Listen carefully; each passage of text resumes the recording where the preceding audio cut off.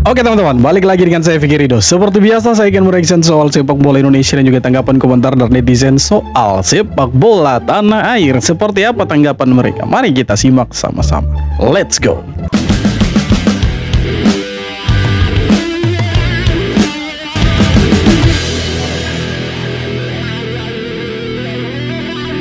Pemain warisan ni lebih rela main bersama Arif Aiman daripada Messi. Apa benda ni weh? Defender padu Deportivo Alaves Facundo Garces yang beraksi di La Liga baru-baru ini telah berkongsi perasaan bangganya mewakili Malaysia. Ya bro, tak mustahil orang yang dilahirkan di Argentina memiliki darah Malaysia. Sebagaimana Facundo sendiri buat klarifikasi, bagi diorang tahu, mantap lah. Dan korang tahu apa yang lebih mantap? Harimau Melaya kembali beraksi awal bulan depan bro. Bagi kawan-kawan yang ketinggalan, kita akan ada dua friendly match. Satu menentang Singapura 4 September di Bukit Jalil, dan yang kedua Malaysia jumpa Palestin 8 September di SSI. Sebenarnya bagus juga kita tak masuk Piala Kafah, kerana sekarang fans boleh kumpul ramai-ramai layan Harimau Melaya main di depan mata. Sejak game lawan Vietnam hari tu, aku rindu sangat vibe dalam stadium. Lautan baju kuning jerit-jerit beri sokongan kepada pasukan kebangsaan. Beremang bulu roma aku fikir pasal hari tu guys. Abang nak tanya, untuk dua game yang akan datang ni, adakah korang akan bersama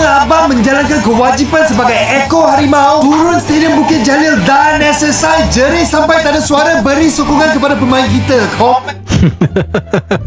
Dulu mereka bangga itu ikut Piala Kafah, entah sekarang malah tidak mau gitu. Bukan tidak mau, tapi ya kayak acu tak acu gitu kan. Ya tapi kalau kita lihat Facundo Garces ya oke lah ya, bagus juga pemainnya, tapi tidak lebih bagus dari Jaitses, tetap di bawah. Bayangkan ada pemain muda Belanda yang rela menolak timnas negaranya sendiri demi Indonesia. Dia adalah Miliano Jonathan, umur 21 tahun, berdarah Depok, Jawa Barat. Baru-baru ini timnas U21 Belanda memanggilnya, tapi Miliano langsung menolak karena proses naturalisasinya untuk Indonesia masih berjalan. Media Belanda Football Premier bahkan menyebut Miliano masuk daftar resmi U21 Belanda, tapi dia memilih fokus jadi WNI. Saat ini dokumennya sudah ada di Kemenpora, menunggu pengesahan DPR, lalu ditandatangani Presiden Prabowo. Nantinya ia akan jadi duet lini depan Garuda bersama oleh Romeni di kualifikasi Piala Dunia 2026 melawan Irak dan Arab Saudi. Jadi, pujian apa yang akan kalian sampaikan kepada Miliano? Ya semoga bisa menjadi tulang punggung, ya tulang punggung bos. Tapi kalau kita lihat Miliano Jonathan ini pemain yang bagus, katanya mirip-mirip Arjen Robben lah ya. Tapi kita jangan terlalu berekspektasi terlalu tinggi, karena ini pemain masih muda, masih panjang prosesnya, ya karirnya juga masih lama. Jadi ya kita harus tetap mendukung. Kita jangan berekspektasi bilang, wih ini mirip Arjen Robben segala macam. Janganlah, biarkan mereka berproses. Dan kalau mereka memilih Indonesia itu sudah betul. Sudah betul sekali. Karena apa? Karena mereka punya darah Indonesia. Jadi kita punya stok pemain keturunan itu di luar banyak sekali. Kalau saya tidak salah, menurut Pak Hamdan Ahmedan, itu ada sekitar 80 negara lah. Itu tersebar pemain-pemain diaspora dan punya garis keturunan Indonesia. Bayangkan di satu saat nanti ke depannya, di saat kita membutuhkan mereka dan kita panggil mereka, yuk pulang kembali ke Indonesia, dan mereka semua pulang, maka terbukalah lebar-lebar mata dunia dan negara-negara Asia Tenggara melihat kalau Indonesia sudah ada di jalur yang berbeda dari mereka. Ini striker gila ini. Bukan striker, penyerang. Tambah lagi Mauro Zylstra, itu lebih keren lah gitu ya. Jadi yang untuk jersey kuning, sudahlah, kalian tetap di bawahnya kita. Miss Hilgers ke Liga Inggris ternyata cuma hoaks. Direktur Twente, Jan Strier, menegaskan belum ada klub yang mengontak mereka untuk merekrutnya. Hilgers memang ingin main di luar Belanda, tapi semua laporan soal Crystal Palace dan negosiasi disebut tidak benar. Twente bahkan siap memainkannya lagi, asalkan kontraknya diperpanjang. Jadi kabar hijrahnya Miss Hilgers ke Crystal Palace itu adalah hoax. Siapa juga sih yang bikin berita seperti itu? Tapi itu dari media Belanda juga. Entahlah rumornya itu seperti apa. Tapi yang jelas sebelum ada kata-kata here we go dari Fabrizio Romano, maka itu belum pasti ya. Apalagi ada regulasi yang sangat ketat di Liga Inggris, negara yang peringkat FIFA-nya di bawah 100. Susah untuk bermain di Liga Inggris ya. Susah. agak susah. Apalagi Messi agak susah karena dia bukan orang yang bermain lama di Liga Inggris, bukan. Jadi ya agak susah teman-teman. Sandy Walsh diserang supporter Malaysia. Pemain Indonesia Sandy Walsh mendapat serangan dari supporter Malaysia menyusul reaksinya terkait undian Piala Asia ke 2023. Aduh, kenapa lagi ini Sandy Walsh sudah diserang sama netizen? Oh, mungkin pengaruh bendera itu ya, bendera Malaysia yang ada di HP-nya baru ada action begini itu. Diserang lah tuh. Tambah lagi kemarin ada pemain dari klubnya Malaysia, Selangor. Apakah dia orang Malaysia juga? Sepertinya dia orang Malaysia itu yang disikut sama Sandy Walsh, akhirnya diserang habis-habisan itu sama netizen Malaysia. Dia dibilang cocok main rugby lah, segala macam lah. Padahal sebenarnya di lapangan itu hal biasa. Tapi mereka bikin diri macam paling hebat itu.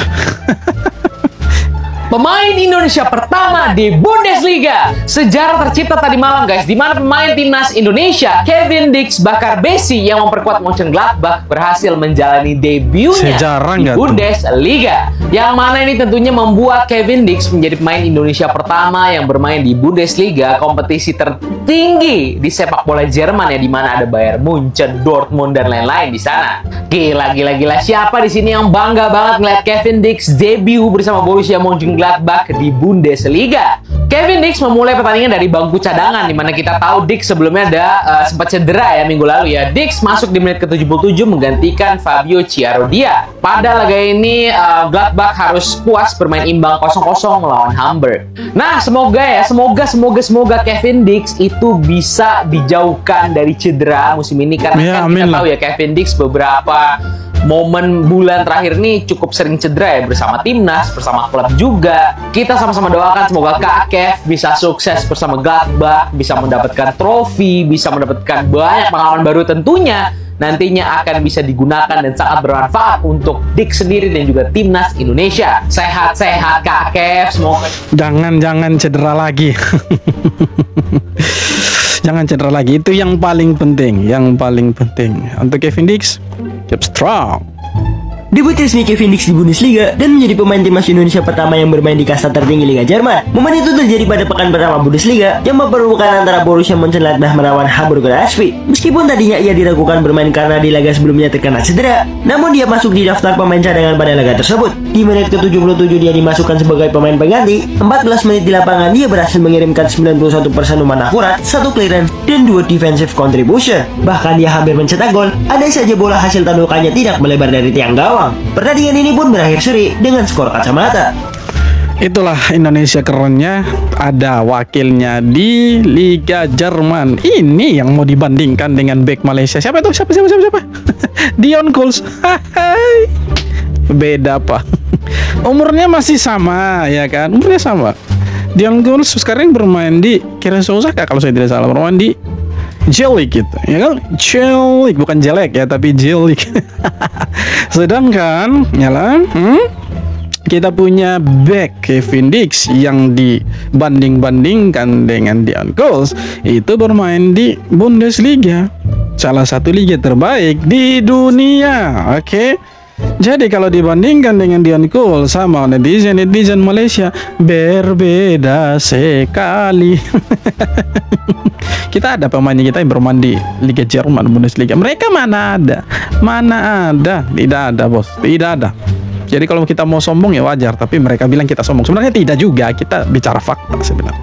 Timnas Kuwait batal lawan Indonesia. Nah, mereka takut dengan kita itu. Timnas Kuwait sejatinya sudah dijadwalkan akan menjadi lawan Indonesia di FIFA Matchday bulan September. Selain melawan Lebanon, Kuwait sudah menerima undangan Indonesia dan Indonesia juga membayar fee untuk mengundang Kuwait. Dan ini mirip-mirip ya tetangga kita tuh ya, yang baju kuning itu, ya kan?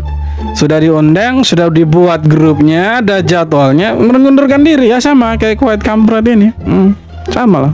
Tiba-tiba Kuwait membatalkan kunjungannya ke Indonesia. Ya, kalau menurut penjelasan Pak Erick Thohir tidak mau masuk ke dalam urusan internal dari Federasi Sepak Bola Kuwait. Nah, kalau aku pribadi, aku punya satu teori. Ya, boleh percaya, boleh tidak ya. Kalau berdasarkan teoriku, Kuwait membatalkan kedatangannya ke Indonesia ada andil dari negara Arab Saudi. What? Arab Saudi? Apakah Arab Saudi yang meminta Kuwait untuk jangan datang ke Indonesia karena mereka takut? Boleh lah begitu ya? Ada andil dari negara Arab Saudi. Ini hanya teori liarku yang berputar di kepalaku. Walaupun secara rank FIFA, Kuwait hanya di rank 138, di bawah Indonesia, di bawah Lebanon yang rank 116 FIFA. Tapi secara kekuatan, Kuwait ini lebih kuat dari Lebanon. Di kualifikasi Piala Dunia, Lebanon hanya sampai round 2, nggak lolos round 3. Kuwait lolos round 3. Yes. Bahkan di round 3, Kuwait ini bisa menyulitkan tim-tim seperti Irak dan Korea Selatan. Jadi kalau Kuwait bertanding dengan Indonesia di FIFA Matchday, itu akan membuat Indonesia punya gambaran kekuatan Arab Saudi dan juga Irak di round 4. Dengan batalnya pertandingan Kuwait lawan Indonesia, Indonesia pasti akan meraba-raba kekuatan Irak dan Arab Saudi di round 4. Karena Lebanon menurutku itu kekuatannya 2-3 level di bawah Arab Saudi dan Irak. Jadi itu teori liarku ya, ada andil Arab Saudi dalam batalnya Kuwait lawan timnas Indonesia. Ya masuk akal juga, sedikit masuk akal. Tapi sebenarnya mereka itu takut. Ya ini anggapannya saya saja. Ini mereka takut lawan kita karena di pertandingan sebelumnya kan kualifikasi Piala Asia atau Piala Dunia itu ronde pertama kalau tidak salah, itu kan mereka kalah di kandangnya mereka sendiri. Jadi mereka juga takut lawan Indonesia kan. Atau bisa jadi juga karena Arab Saudi, nanti kan Arab Saudi takut itu kalah lagi lawan Indonesia. Jadi mereka bilang sudahlah Kuwait, kau kan kampret, tak usah lah lawan Indonesia, mereka itu kuat, kita jadi bantai masa kau lagi. Iya kan. Debut resmi Kevin Dix di Bundesliga. Emiliano Jonathans dan Mauro Zylstra siap disumpah jadi WNI. Timnas Indonesia makin sangat. Kabar gembira buat pecinta Garuda. Exco PSSI Arya Sinulinga ngumumin kalau 2 pemain muda Eredivisie, Emiliano Jonathans dan Mauro Zylstra bisa resmi diambil sumpah jadi WNI akhir pekan depan. Proses naturalisasi mereka dipercepat biar bisa segera gabung dan perkuat timnas Indonesia. Arya bilang semua tahap udah oke dari Presiden Prabowo, Menpora, Menkum sampai Mensesnek. Tinggal tunggu DPR RI yang bakal bahas dokumennya dalam waktu dekat. Tonton pertandingan timnas Indonesia, klik link di bio. Kalau semua berjalan mulus, Emiliano dan Mauro bisa langsung debut bareng Garuda di laga terdekat. Bayangin aja, darah segar dari Liga Belanda bakal nambah tenaga di skuad Patrick Kluivert. Netizen pun langsung heboh karena kalau duo ini resmi berseragam merah putih, timnas makin punya senjata buat tarung di level internasional. Tapi ada tapinya. Ini nanti bakalan rame ini di DPR nih ya kan. Bakal rame itu. Nanti ada yang bilang Pak Erik stop lah naturalisasi. Kalau tidak lolos Piala Dunia stop dulu naturalisasinya. Menurut saya kalau tidak lolos Piala Dunia jangan stop naturalisasinya. Pecat saja Patrick Kluivert and the Clan. Iya kan. Naturalisasi jalan saja karena kita punya agenda-agenda lain ini. Kita butuh pemain-pemain naturalisasi, pemain keturunan. Sampai kapan kita berharap dengan lokal yang belum jelas-jelas ini liganya? Hah? Gimana sih? Pasti ada nanti itu di sidang DPR nanti itu. Percayalah, rapat nanti itu pasti ada yang bilang begitu. Lihat saja nanti. Marcelino nggak main di kualifikasi Piala Asia U23, padahal dia andalan banget loh. Tapi ternyata itu emang keputusan dari PSSI yang jadi alasannya. Kabarnya Marcelino kemungkinan besar nggak bakal turun buat U23 di kualifikasi Piala Asia 2026. Jangan dulu lah. Kenapa gitu? Karena dia dipanggil ke skuad senior buat FIFA Matchday September nanti. Nonton pertandingan bola lengkap tap link di bio. Kedengarannya sepele, karena dua-duanya di Jawa Timur cuma beda stadion. Tapi kan gak mungkin juga abis main di Sidoarjo langsung pindah hotel ke Surabaya buat main besoknya. Gak realistis, plus bikin capek. Dan kalau gue jadi PSSI, gue juga bakal pilih dia buat main di tim senior. Lawan kita Arab Saudi dan Irak loh. Ini udah masuk fase penting kualifikasi Piala Dunia. Kita butuh pemain yang udah matang mentalnya. Dan Marcelino udah ada di level itu. Ya, betul. Jangan dulu ke U23. U23 kasihlah teman-teman yang lain kan. Dia ini ya salah satu pemain yang cukup banyak kontribusinya untuk timnas senior dan bukan cukup. Memang sangat-sangat dibutuhkan lah anak ini kan, ya kan. Jadi ya kalau dia bermain di U23 takutnya bukan masalah dari Jawa Timur ke mana-mana, tapi takutnya dia cedera dan kita tidak bisa lihat Marcelino nanti di timnas senior. Kita butuh dia nih untuk acak-acak Arab Saudi lagi kan. Hey, masih ingat kan 2 golnya itu di gawangnya Arab Saudi? Masih ingat kan? Dengan selebrasi duduknya itu. Ini Kita butuh dia untuk acak-acak Irak dan Arab Saudi. Irak juga kan pernah dibobol sama si Marceng ini kan di Piala Asia kan. Jadi jangan sampai dia main di U23. Tahan dulu. Jangan sampai main di U23 karena kalau dia cedera ya kita mengharap siapa lagi kan dia untuk tengahnya IMF-nya kan attacking midfielder-nya. Jadi ya untuk Marcelino jangan dulu ke sana ya. Jangan dulu, biarkan saja teman-teman yang lain. Oke teman-teman, jadi itu dia beberapa video tanggapan komentar dari netizen soal sepak bola Indonesia. Dan ya seperti apa tanggapan kalian, silahkan tulis kolom komentar. Dan yang terpenting jangan lupa dukung terus timnas Indonesia. Supaya apa? Supaya bisa menang terus, dapat hasil yang terbaik. Dan kita makin jauh meninggalkan kita punya tetangga yang baju kuning itu. Yang suka nyinyir dengan kita. So terima kasih banyak, kita jumpa lagi di video-video berikutnya. Hormat bro.